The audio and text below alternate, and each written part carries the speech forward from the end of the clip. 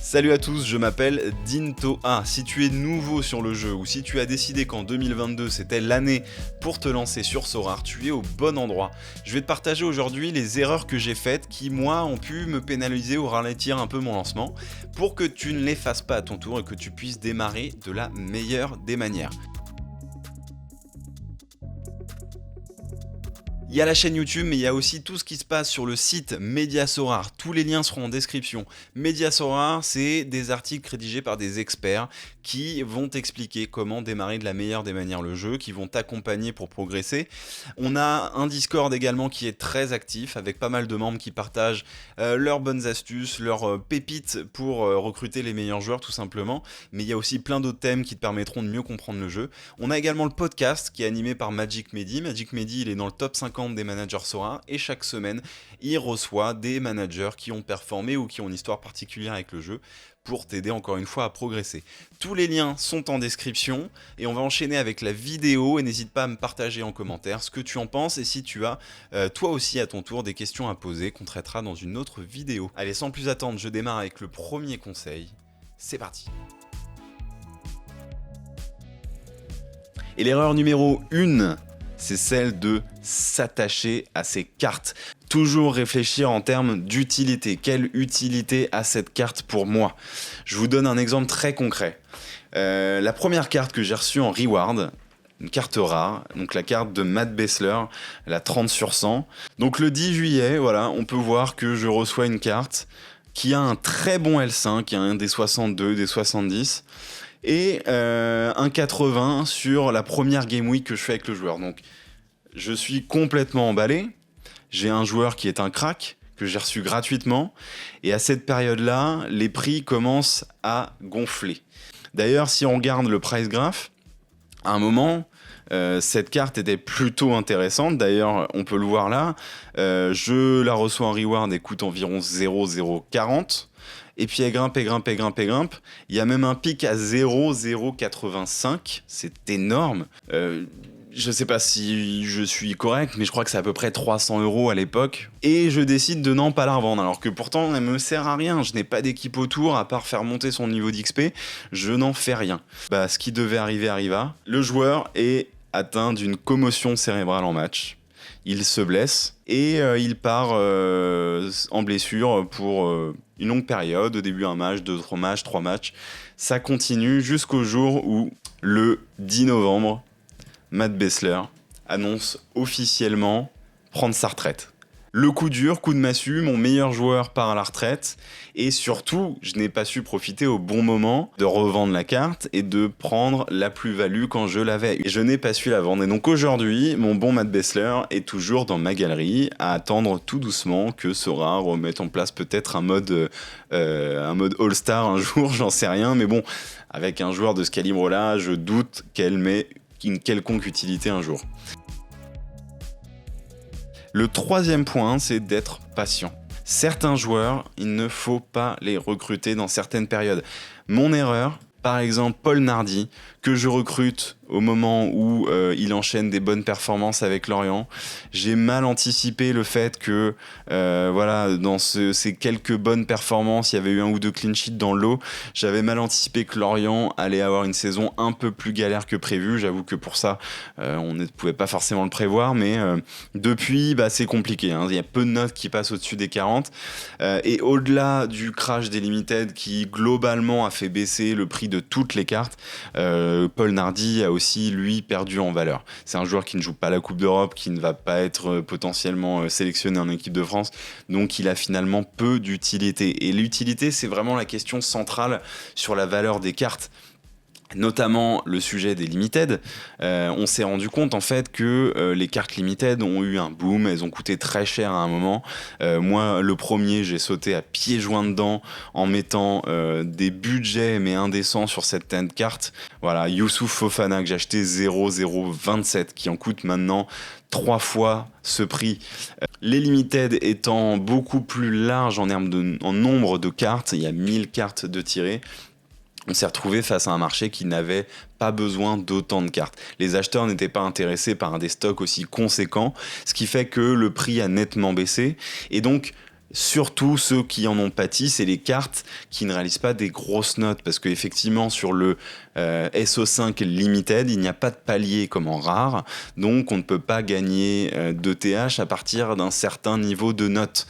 C'est pourquoi le All-Star Limited est beaucoup plus compétitif, parce que pour gagner une reward, et notamment les très belles rewards, il faut tout de suite avoir des équipes très très fortes avec des joueurs dans des grosses écuries qui réalisent des très grosses notes. Donc les cartes moyennes limited qui n'ont pas un potentiel, ce ne sont pas des jeunes, ce ne sont pas des joueurs qui peuvent potentiellement signer dans un grand club, ne valent à l'heure actuelle pas grand chose. Le conseil un peu cousin de ce numéro 3, c'est le fait de ne pas panic buy. Avant les Game Week, il vous manque un joueur, 2 joueurs, vous n'avez pas de quoi faire une équipe complète, eh bien c'est pas grave, vous pouvez laisser passer une Game Week dans l'année, ça ne va pas complètement vous freiner. Il y a 2 Game Week par semaine, vous n'avez pas besoin d'être en lice dans tous les tableaux. Je prends l'exemple de ma galerie limited qui s'est construite exactement comme ça. Le pire du pire, une Game Week où seulement l'équipe de Gangwon en Corée jouait.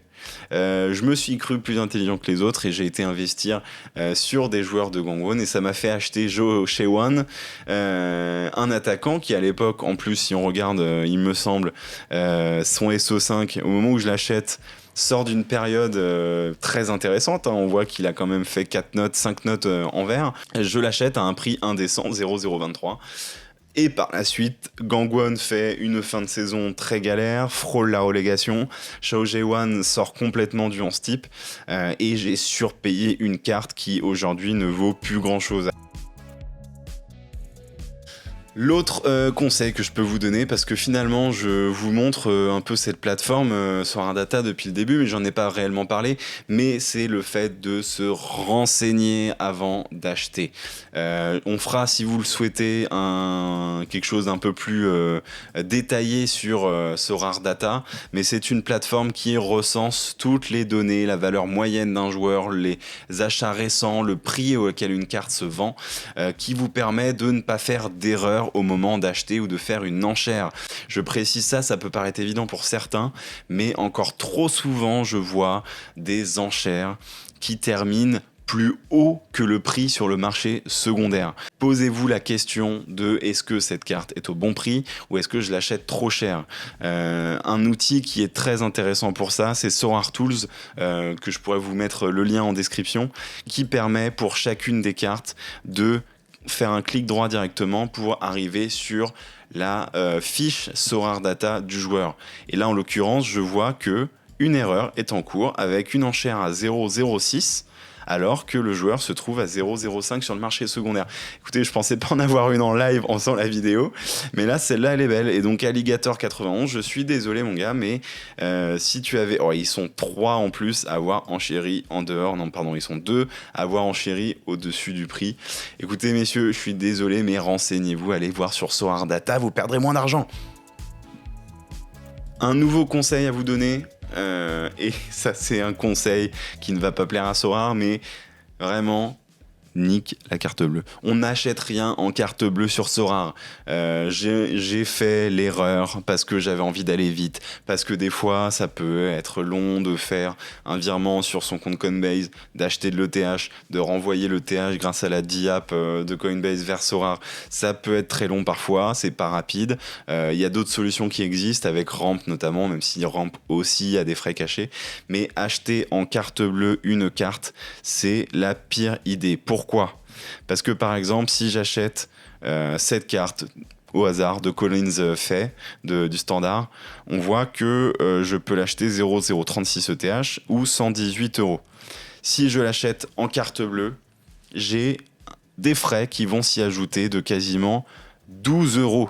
Donc là, on se parle quasiment de 10% du prix de la carte. C'est assez énorme. Par exemple, tout à l'heure, quand je vous parlais de mon achat, dont mon prix de revient de l'ETH, si on reprend mon petit comptoir de vente et mes entrées de fonds que j'ai comptabilisées, j'ai un prix de revient à 3700 €, qui est très cher par rapport à l'indice actuel de l'Ethereum, qui est aux alentours des 3003. Il s'explique en particulier par les achats en carte bleue que j'ai fait. Je me suis précipité, à certains moments je me suis enflammé sur des joueurs en live que j'ai absolument voulu avoir dans mon équipe, et par exemple on voit que ces 3 joueurs, le Normand, Voland et Golovin, c'est 400 € d'investis, et bah j'ai dû payer quasiment 30 € de frais.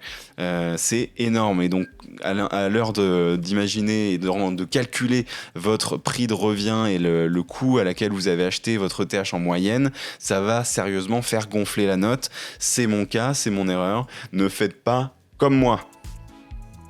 La dernière recommandation que je vais vous faire, et après on parlera un petit peu plus de projection, c'est de prendre les plus-values quand elles sont là. Vous pouvez toujours avoir le sentiment que votre carte elle peut grimper encore plus haut, encore plus haut, encore plus haut. Il n'empêche qu'il faut faire très attention avec ça. Je vous prends l'exemple de Youssouf Fofana. Je l'achète 0,027 et je suis plutôt satisfait de son rendement sur le début. J'ai envie de le garder, c'est un monégasque, alors j'ai une attention particulière pour ces joueurs-là. Sauf qu'à un moment, j'ai une offre aux alentours des 0,036, vous voyez.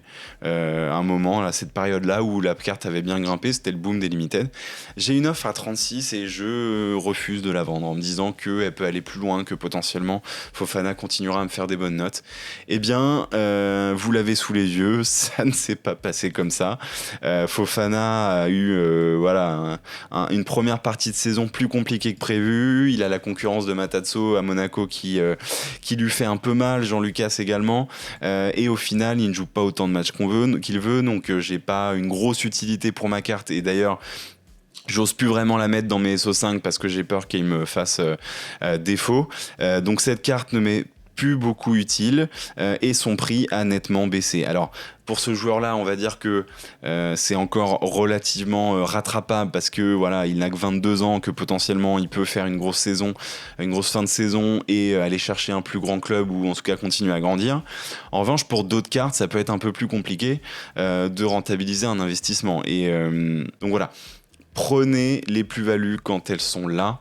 Je vous donne un autre exemple d'un joueur que j'ai eu dans ma galerie et pour qui, par contre, j'ai fait le bon move. C'est notre ami Burak Yılmaz, que j'avais acheté aux enchères, 0,027 ETH. Il m'a enchaîné 2-3 bonnes perfs, mais j'ai décidé de m'en séparer parce que ses performances étaient un peu irrégulières. Et surtout, j'ai profité d'une aubaine. Il y avait peu de cartes de Yılmaz qui étaient listées sur le marché.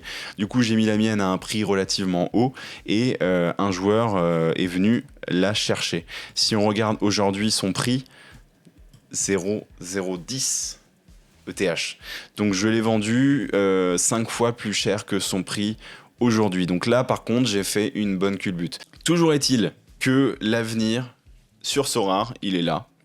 Qu'en arrivant en 2022, vous allez potentiellement partir un peu en retard par rapport à d'autres joueurs. Toutefois, ce n'est pas trop tard pour rejoindre la plateforme, déjà parce que c'est une plateforme géniale, qu'on s'amuse énormément. Moi, j'ai complètement renouvelé ma façon de consommer le foot grâce à Sorare, à m'intéresser à des championnats que je ne suivais pas d'habitude et surtout à apprécier des matchs, parce que c'est surtout ça, et je pense pour ça qu'on est là pour la plupart d'entre nous. Si on fait juste un rapide aparté sur les données actuellement du marché, on voit que Sorare en 2021 est sur une pente ascendante assez exceptionnelle. Là, à l'heure où je parle, on est à 60, on chatouille les 75 000 utilisateurs, alors que en terminant l'année 2020, on était à 3 000. On a fait 70 000 nouveaux propriétaires de cartes en un an. La courbe, elle est clairement exponentielle. On peut imaginer, là c'est du doigt mouillé complet, mais on peut imaginer que 2022 attirera dans les 500 000 nouveaux managers si la courbe continue à être aussi ascendante et si des partenariats tels que la Première Ligue venaient d'arriver, on n'est pas à l'abri que le nombre de managers explose encore une fois. Donc si vous arrivez dans la première vague de 2022 ou voire plus tard, il y aura toujours une place au chaud pour vous et vous serez peut-être pas dans le premier wagon 2020, peut-être pas dans le deuxième wagon mars 2021, peut-être pas dans le troisième wagon dont je fais partie de mi 2021, mais vous serez dans un wagon qui sera toujours plus confortable que ceux qui arriveront après. Donc il n'y a pas de raison de ne pas tenter votre chance, et si le jeu vous intéresse, d'y aller petit à petit par palier, définir votre stratégie et de voir où ça vous mène. Eh bien j'espère que cette première vidéo t'aura plu, que mes conseils ou en tout cas que mes retours d'expérience te permettront de progresser plus vite sur Sorare. N'hésite pas à liker la vidéo et à t'abonner à la chaîne, on a du contenu qui va arriver dans le futur, donc si tu souhaites progresser sur Sorare, t'es au bon endroit. N'hésite pas si toi aussi tu as fait des erreurs que t'aimerais partager dans la section commentaires, je pense que c'est là pour ça. Il y a également le Discord pour partager vos retours d'expérience, on met tous les liens dans la description. Merci en tout cas de votre soutien et d'avoir été là pour ma première vidéo sur la chaîne Média Sorare. Vous pouvez me rejoindre sur Twitter pour qu'on discute et qu'on échange de tout ce que je dis dans cette vidéo. On se revoit très vite, très bonne Game Week à tous, ciao!